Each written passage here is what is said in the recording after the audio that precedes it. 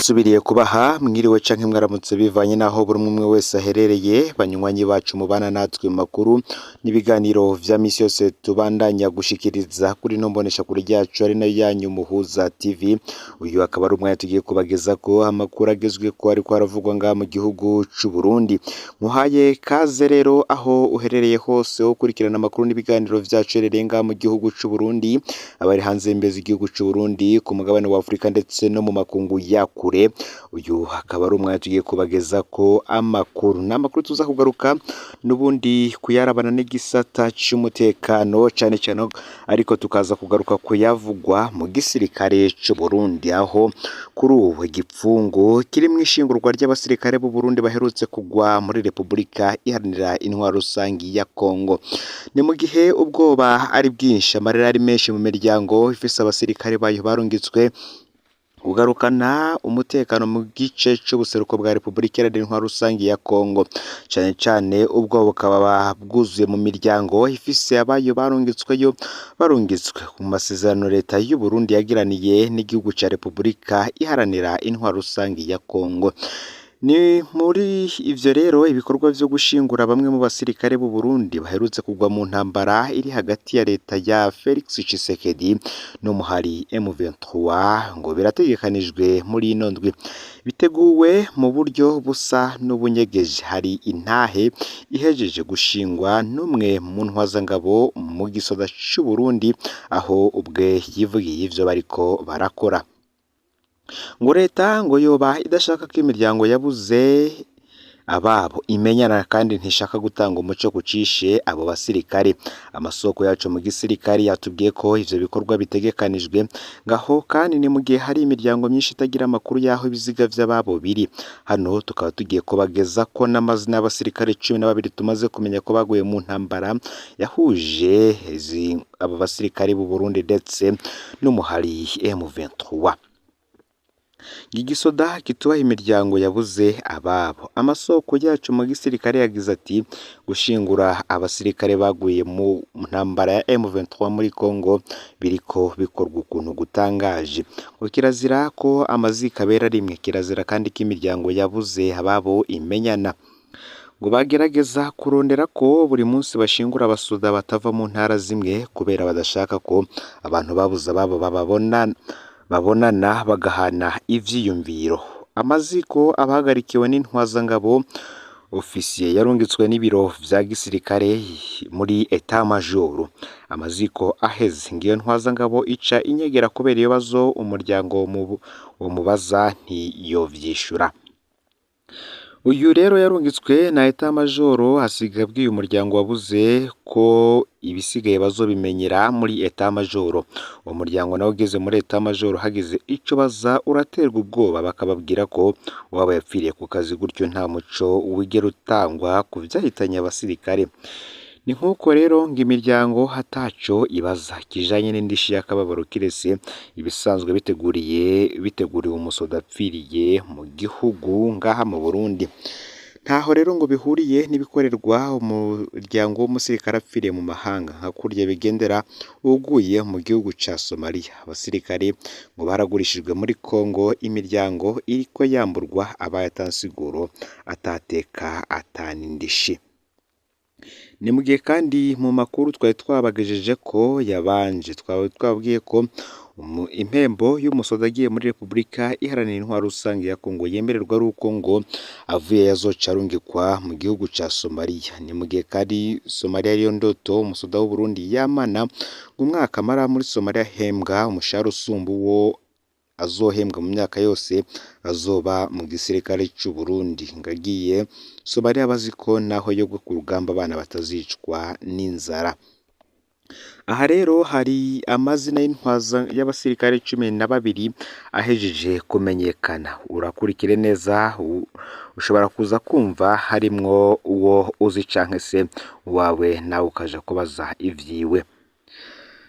Harimwo Major Ernest Gashirahamwe, matricule SS 1677. Intwazangabo y'imyaka 43 yavuka mu ntara ya Muyinga, komine Gashoho, umutumba Muyange umuvyeyi wiwe Cecile Ntwayumuranga yahoze ari umushingamateka wa Fodebu abiwe bararonse ikiziga bakazomushingura kuwa kane uza. Uwa kabiri ni première classe Uwimana matricule HR kabiri umunani icenda gatandatu kane. Uyu musirikare w'imyaka 27 gusa avuka mu ntara ya Kirundo komine Busoro umutumba Rwibikara abiwe bararonse ikiziga azoshingurwa kuwa gatatu. Akaba ashengeye yari amaze imyaka 5 gusa mu gisirikare cy'u Burundi.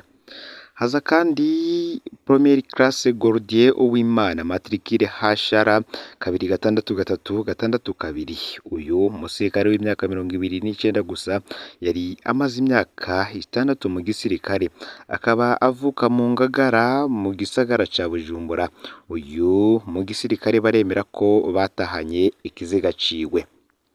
Uwa kane ni Ajuda Ezekieli Ndayishimiye batazira Bwayaze matricule karindwi gatandatu gatandatu gatatu rimwe bare ese kane gatandatu gatandatu umunani. Uyu musirikare w'imyaka 36 akaba avuka mu ntara ya Bujumbura rurari komine Kabezi umutumba wa Rugembe. Akaba yarinjiye mu gisirikare cy'u Burundi mu mwaka w'2009 avuye mu ngabo za FNL mu gihe abiwe bamushira mu bapfuye mu ntambara iherutse. Tukaba twarasanze yaraguye muri Kongo kwigenekerezo ya kane Nyakanga uyu mwaka w'2023, no kuvuga ko amezi abiri aheze ashengeye. Uwa gatanu ni Corporal Chef Jerome Kabura matricule HR rimwe rimwe kane kabiri rimwe. Uyu akaba ari umusirikare w'imyaka 39 avuka mu ntara ya Makamba komine Kibago zone Bukeye umutumba wa Nyarubanga. Uyu abiwe nta makuru atomoye bafise. Uyu akaba asize umupfakazi n'abana batatu yari yarinjiye igisirikare cy'u Burundi avuye mu bagwanyi ba CNDD FDD.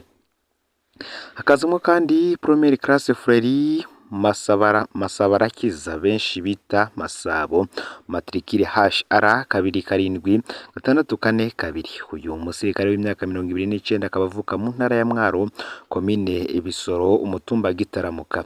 Abe bakavuga ko batararonka ikiziga c'uwabo. Ashengeye yari amaze imyaka 5 gusa mu gisirikare cy'u Burundi. Uyundi ni première classe Mare niyo nkuru matricule HR kabiri karindwi umunani gatandatu rimwe. Uyu musirikare w'imyaka 30 akaba avuka mu ntara ya Gitega komine Itaba umutumba Rukobe ya kabiri mu Gasunu. Mare niyo nkuru agiye akira umusore akaba ari yiteguye gushinga urugo uno mwaka. Ikiziga ciwe we carabonetse abiwe biteguriye kumushingura. Akaba ashengeye yari amaze imyaka 5 gusa mu gisirikare cy'u Burundi.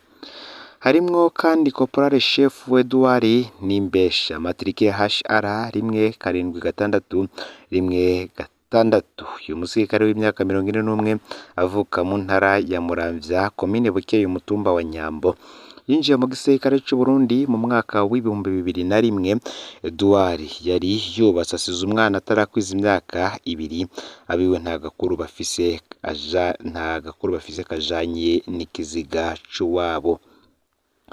Umusirikare Desire Sindayihebura akaba avuka mu ntara ya Bururi komine na zone Bururi ku mutumba wa Murago. Abiwe nta makuru bafise atomoye na cane kubijanye n'ikiziga c'uwabo. Ugira 10 akaba ari première classe méthode niyo nkuru matricule HR kabiri indwi umunani gatandatu kane. Uyu akaba ari umusirikare w'imyaka 29 gusa avuka mu ntara ya Ruyigi komine Bweru umutumba Kanisha. Uyu igisirikare kiremera ko gifise ikiziga ciwe akaba agiye yari amaze imyaka 5 gusa mu gisirikare. Uyundi ni première classe Serge Twagirayezu matricule HR kabiri umunani icenda gatandatu ubusa. Uyu akaba ari umusirikare w'imyaka 24 gusa avuka mu ntara ya Karusi komine Buhiga umutumba wa Nyamabega. Igisirikare kiremera ko gifise ikiziga ciwe akaba agiye yari amaze imyaka 5 gusa mu gisirikare. Hakazamwo kandi première classe Meshake niyo nkinzo matrikire HR 27851. Uyu akaba ari umusirikare w'imyaka 25 gusa avuka mu ntara ya Mwaro komine Kayokwe mutumba Ngara. Igisirikare naco kiremera ko gifise ikiziga ciwe, akaba yari amaze imyaka 5 gusa mu gisirikare. Ntitwibagira kandi Première classe Merance Ndikumana matrikire 27742. Uyu akaba ari umusirikare afise imyaka 30 avuka mu ntara ya Mwaro komine Rusaka, akaba amaze imyaka 5 gusa mu gisirikare c'u Burundi. Ubu akaba ari mu minwe ya M23 hamwe na bagenzi we tutaramenya amazina. Bicwa bambaye umwambaro n'ibendera rya Repubulika Iharanira Intwaro Rusange ya Kongo, bajanwa ku rugamba bambuwe umwambaro n'ibendera ry'u Burundi, bakaba bapfira igihugu ca Kongo ariko ntikibunamira, nta cubahiro na gitoyi Kongo ibaha. Abafashwe igihugu cabo kirabaheba, abakongomani nabo barabatuka ngo ni aba M23. Leta yabarungitse mu kinyegero, ntibunamira ntibasezera, imiryango isigara mu kaga n'ibibazo. Amahera y'umurengera yavuye mu maraso y'abasigara aribwa n'abategetsi bakeya mu gisirikare no muri leta. Tubibutse ko umusoda wese wo mu Burundi mu Kongo imuhemba amadolari 200 ku kwezi, ariko intwazangabo zironka 150, ibisongerezi 90, abasoda batoyi bagahabwa 60 ku kwezi by'amafaranga y'amarundi ku musoda wese, kandi arungitswe muri Repubulika Iharanira Intwaro Rusange ya Kongo. Leta ihembwa amadolari 5,000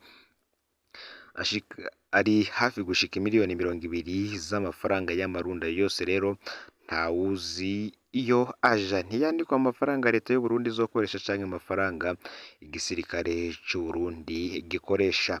Abogira ayandi amazina y'abandi basirikare b'u Burundi baguye muri iyi ntambara nabo boyatumenyesha. Fyonda subscribe canke sabone niba utari wafyonda ko kugira ngo tuje ucikanwa nayo dushikiriza. Usangize ano makuru bagenzi aho baherereye hose kugira ngo batoje bacikanwa n'abiriko biravugwa bigezwe ku ngaha mu gihugu c'u Burundi, hanze y'imbezi igihugu c'u Burundi ndetse no mu makungu ya kure. Ni Umuhoza TV, muhezagirwe.